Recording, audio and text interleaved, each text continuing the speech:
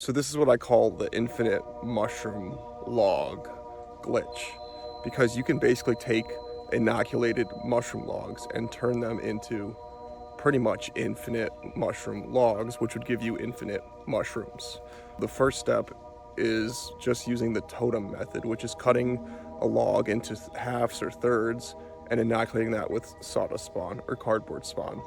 And those usually take about a year or two to fully colonize.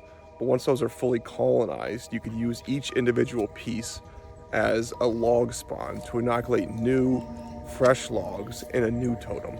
So you could basically double or triple your logs every year for free. All you need is new logs. And it's really that simple.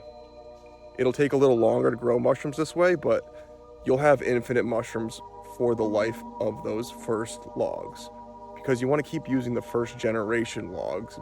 As the mycelium will transfer from log to log, it will lose its vigor and its strength, so I would recommend using that first generation to do all the inoculations. And then after those logs are decomposed in a few years, you can inoculate new logs and keep doing this same technique.